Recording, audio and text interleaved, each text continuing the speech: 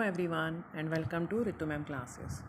Last video में हमने start किया था class 10 civics chapter 1 power sharing, जिसमें मैंने आपको पावर किस तरह से शेयर की जाती है लेजिस्लेचर, एग्जीक्यूटिव एंड जुडिशरी के अमंग और central, state and local governments के अमंग, वो एक्सप्लेन किया था।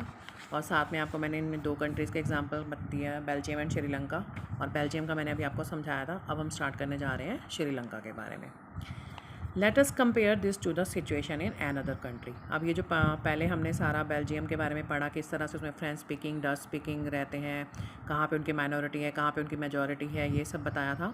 अब उसी तरह से अब इन्होंने एक श्रीलंका कंट्री ली है। अब श्रीलंका का एग्जाम्पल देके भी उन्होंने कुछ समझाया। अब आप समझिए इसको भी ध्यान से। Sri Lanka is an island nation. ये जो है श्रीलंका एक आइलैंड नेशन है, just a few kilometres off the southern coast of a Tamil Nadu. Tamil Nadu के सदर्न कोस्ट की तरफ, मतलब जो हमारे इंडिया है, आपने देखा होगा इंडिया के नीचे जो इस तरह से बनी हुई है country, that is Sri Lanka. It has about 2 crore people. इसमें अब कितनी इसकी आबादी कितनी है, पॉपुलेशन कितनी है, 2 crore people. About the same as in Haryana. यहाँ पे हमने जब बेल्जियम की पढ़ी थी वो हाफ ऑफ दी हरियाणा थी, और ये बिल्कुल same as in Haryana. Haryana की 2 करोड़ है, यहाँ पे भी 2 करोड़ है। Like other Nations in the south Asia region, Sri Lanka has a diverse population. जैसे कि साउथ एशिया के बाकी रीजन्स में भी अलग अलग पॉपुलेशन में डाइवर्सिटी है, उसी तरह से श्रीलंका में भी है। Major social group. अब इसमें जो लैंग्वेजेस थी, फ्रेंच स्पीकिंग, डच स्पीकिंग जो पीपल थे, अब इसमें जो लैंग्वेजेस आती हैं वो आती हैं सिन्हाला एंड तमिल। ये लैंग्वेजेस हैं। Sinhala speakers, major social group जो है वो सिन्हाला है, जो सिन्हाला लैंग्वेज बोलते हैं। यहाँ पे है 74%। यहाँ पे कौन थी मेजॉरिटी में? डच स्पीकिंग थे जो कि 59% थे।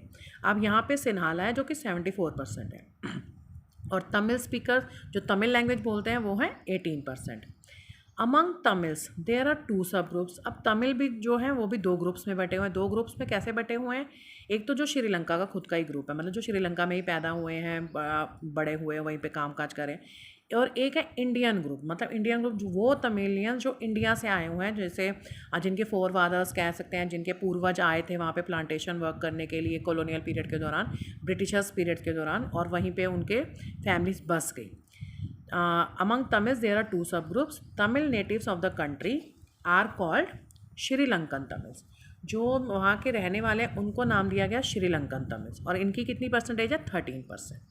The rest whose forefathers came from India. अब जिनके पूर्वज इंडिया से आए हुए हैं as plantation workers during the colonial period, जो कि मतलब प्लांटेशन वर्कर के तौर पे काम करने आए थे कॉलोनियल पीरियड, ब्रिटिशर्स के दौरान, आर कॉल्ड इंडियन तमिल्स। कौन से 2 ग्रुप बने? Sri Lankan Tamils and Indian Tamils. ठीक है। As you can see from the map, अगर आप ये मैप बना हुआ है आपके पेज नंबर 3 पे, ये श्रीलंका का मैप है। Tamils are concentrated in the north and east of the country. जो तमिल्स हैं, यहाँ पे आपको ये जो मैप है इसमें दिखाया गया, जो तमिल्स हैं वो ईस्ट एंड नॉर्थ पे बटे हुए हैं।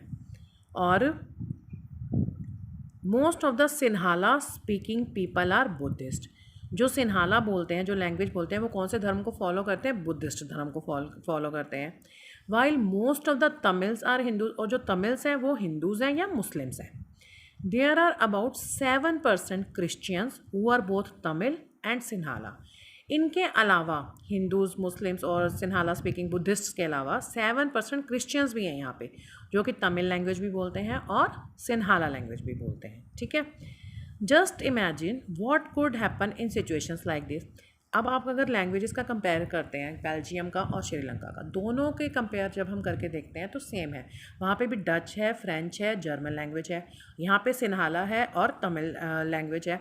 वहाँ पे किस तरह से बांटा गया है और यहाँ पे किस तरह से बांटा गया, पावर किस तरह से शेयरिंग की गई है, अब वो आपको डिफरेंस पता लगेगा जब आप श्रीलंका के बारे में भी पढ़ेंगे। Just imagine what could happen in situations like this in Belgium.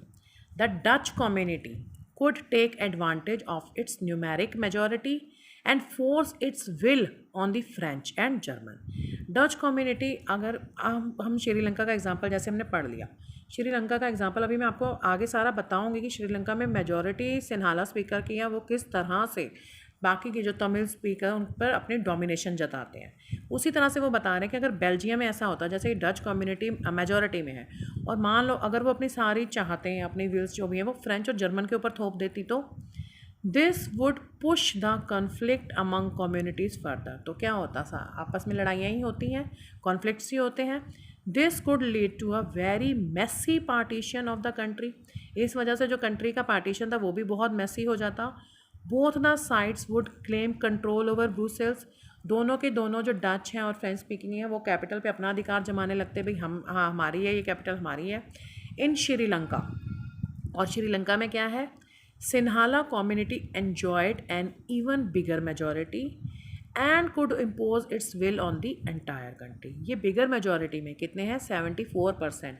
और ये पूरा अपना कंट्री के ऊपर श्रीलंका के जो तमिल स्पीकिंग लैंग्वेज वाले हैं उनके ऊपर अपना डोमिनेशन करते हैं, उनको डोमिनेट करते हैं।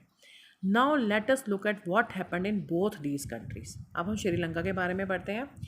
मेजोरिटेरियनिज्म इन श्रीलंका, मेजॉरिटी को आधार बना के, मेजॉरिटी किसकी है, सिन्हाला स्पीकिंग वालों की, बुद्धिस्ट की, ठीक है। अब वो किस तरह से श्रीलंका में पूरी तरह से उनका बोलबाला चलता है।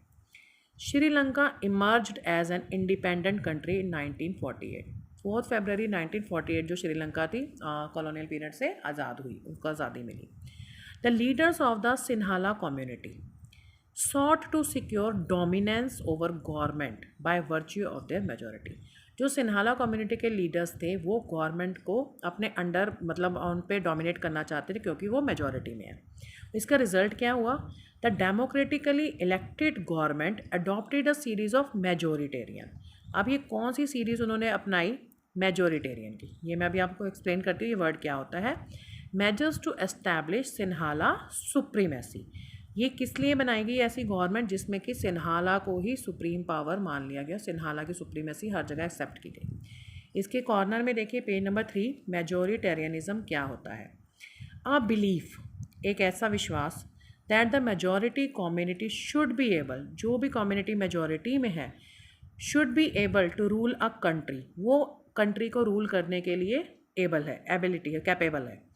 In which ever way it wants, वो जैसे चाहे उस कंट्री को रूल कर सकती है। By disregarding the wishes and needs of the minority, वो चाहे तो माइनॉरिटी में जो जैसे इनके तमिल स्पीकर्स हैं उनकी कोई विश नहीं मानेगी, उनकी कोई नीड्स नहीं मानेगी, सबको साइड पे रख के वो सिर्फ अपने सिन्हाला स्पीकिंग वालों को, अब मेजॉरिटी में जो लोग हैं उन्हीं की बात मानेगी, सब कुछ उन्हीं के फेवर में ही किया जाएगा, उनके फेवर को ध्यान में नहीं रखा जाएगा। 1956 an act was passed to recognize Sinhala as the only official language.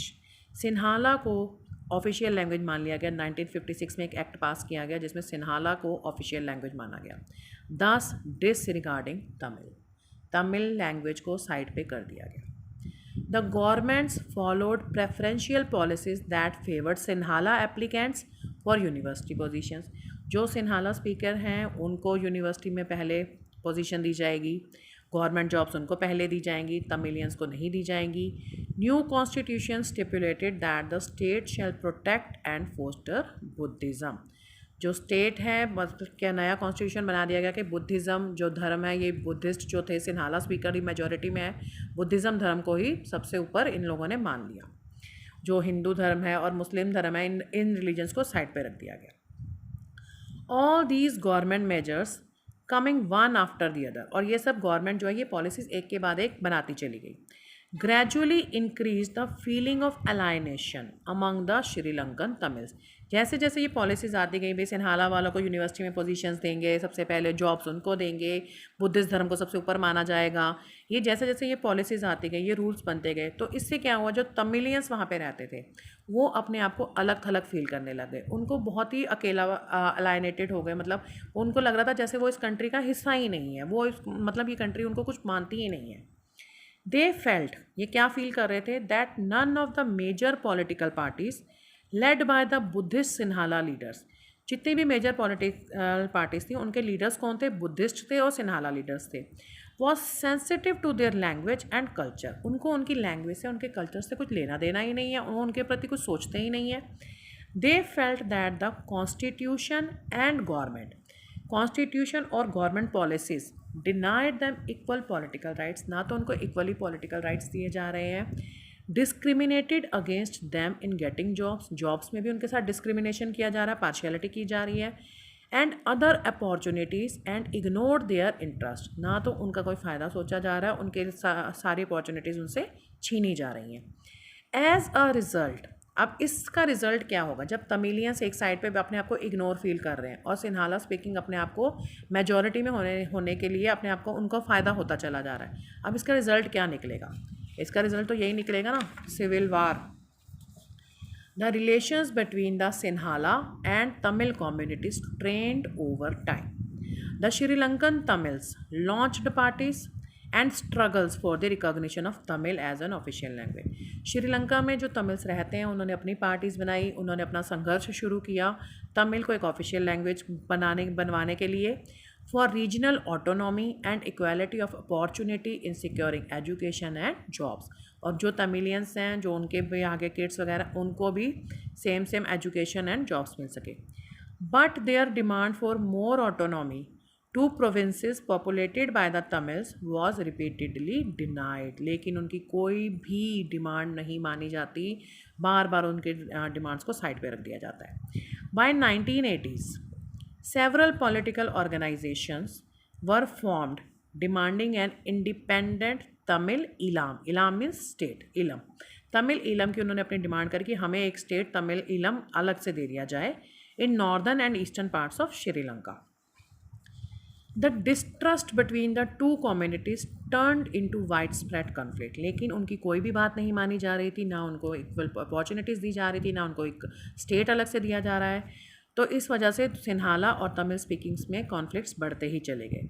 It soon turned into a civil war, जो कि जिससे जन्म हुआ सिविल वार का, मतलब आपस में ही लड़ाई, गृह युद्ध जिसको हम बोलते हैं। एक ही मतलब एक ही घर में रहते हुए आपस में जैसे लड़ाई हो जाए, एक ही कंट्री में रहते हुए आपस में वहाँ के लोग ही आपस में लड़ पड़े। सिविल वॉर, ये आपके 4 नंबर पेज पे ये एक्सप्लेन भी किया गया है। A violent conflict between opposing groups with in a country that becomes so intense that it appears like a war. इतना मतलब वो लड़ाई बढ़ जाए, वो ऐसे लगे कि जैसे कि वो कोई वार हो रही है। As a result thousands of people of both the communities have been killed. हज़ारों बंदे मारे गए दोनों ही कम्युनिटीज़ के। Many families were force to leave the country as refugees. अब सिन्हाला की मेजॉरिटी थी तो उन्होंने काफ़ी फैमिलीज़ को वहाँ से निकाला, हमारी कंट्री से निकल जाओ। And many more lost their livelihoods, उनकी कमाई के ज़रिए भी छिन गए। You have read chapter 1 of economics class 10th about Sri Lanka's excellent record of economic development, education and health, but the civil war has caused a terrible setback to the social, cultural and economic life of the country and it ended in 2009. Economics में आप पढ़ेंगे chapter Sri Lanka का excellent record है economic development में, education में, health में, chapter 1 में बताया गया है। लेकिन इस सिविल वार ने जो था इसको सोशली, कल्चरली, इकोनॉमिक बहुत पीछे कर दिया था। जो ये सब एंड हुआ कब? 2009 में। टिल अब मैं आपको बाकी का जो है next topic accommodation in Belgium, ये मैं आपको नेक्स्ट वीडियो में समझाऊंगी। Till then bye.